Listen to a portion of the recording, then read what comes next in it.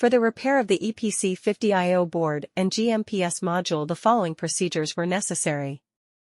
Replacement of various electronic components and general cleanup of the unit. For testing, we use 24-volt DC power supply and a OP front module board.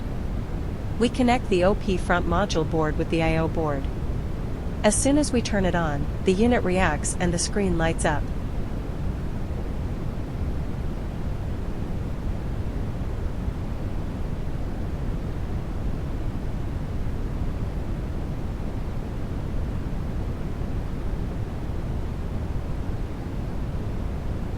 The error message is due to the absence of additional units.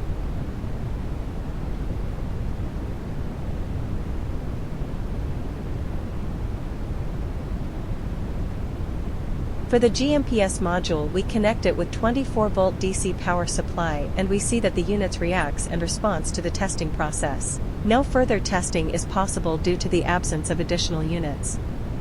It is now clear that the EPC50 I/O board and GMPS module are working successfully and are ready to be delivered to the client.